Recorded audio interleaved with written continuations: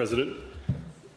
I would just like to make a few brief remarks in response to the motion raised by the Honourable Kate Doust earlier on cybersecurity. It was obviously a very popular motion, so I thought I would give my remarks as a member statement in the dying embers of this Thursday. I do feel compelled to talk to the tech-related motions because of my background, and also because there's an expectation, I think, that I will talk on it because of my background by other members. But the reality is that around 10 years or a decade in the software development field doesn't actually qualify me to talk on the topic of cybersecurity. ICT industry is a very broad church, and as I say to my mother when she asked me to fix her printer, I don't actually know anything about printers, but I can certainly have a crack. And that is what I intend to do with this cybersecurity motion. If we are talking about cybersecurity in WA, then one institution certainly needs a bit of a shout out, and that's the ECU cybersecurity program operating out of Joondalup. I did visit the campus and saw the facilities in Joondalup recently with the Honourable, Miss Caitlin Collins, MLA, in the capacity of the Parliamentary Friends of Tech and Innovation.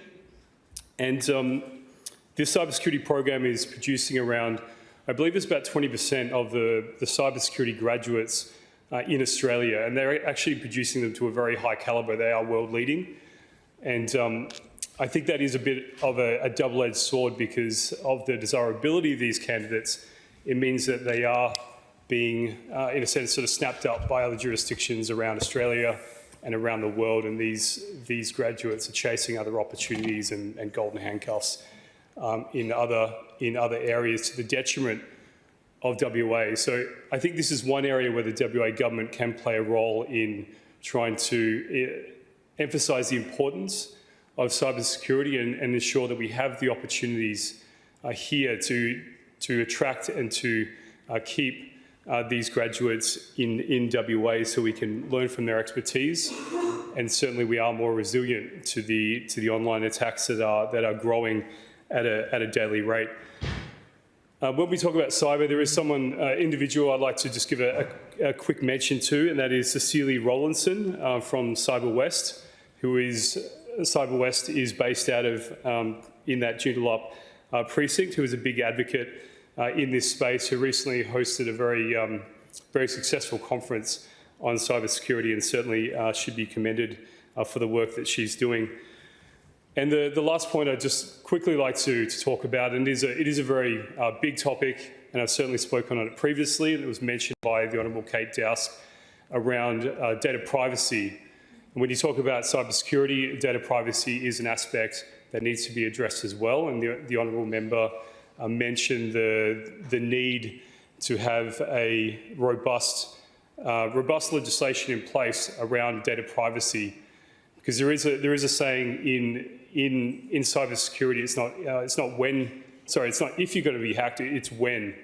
And if you have the right legislation in place that really puts to the forefront the importance of the information that these organisations have the privilege of retaining, you can try and reduce some of that blast radius. So once a malicious actor actually get into your system, you can try and reduce the blast radius and the amount of information that they're accessing, and also the criticality, or that the importance, I guess you could say, of that information. We've seen some very classic examples certainly playing out around Australia recently with organisations being hacked, which had an extremely large blast radius in terms of the number of records, but also the importance of that personal information that was exposed to malicious actors. And so that is certainly important.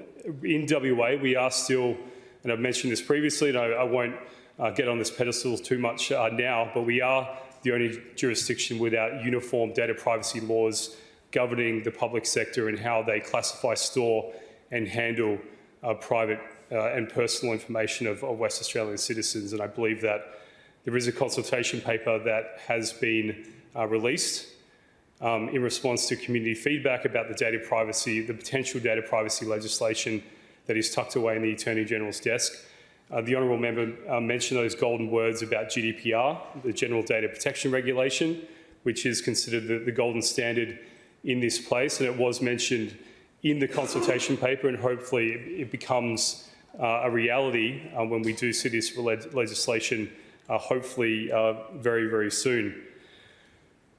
And the last point I'll just quickly make is there was a report by the Tech Council of Australia that mentioned that by 2025 we would need over 280,000 tech workers in Australia, and obviously part of that relates to WA. So this is a growing field. Cyber is certainly a part of those 280,000 jobs that we will need. So there is a responsibility of this government to train, retain and attract the right people and the right number of people across the ICT sector, and that includes cyber, because the number of bad actors is certainly going to grow. There are other jurisdictions that are basically operating bot farms and churning out bad hat actors who are intent on exposing weaknesses. And the reality is that Australia is seen as a fairly soft touch in this area. And as we move more services online, and our digital footprint continues to grow, and the importance of the personal information and the value of that personal information increases, we're going to see more and more attacks. So we need the right people in place, the right expertise in WA, and that's certainly an area where this government can play an important role.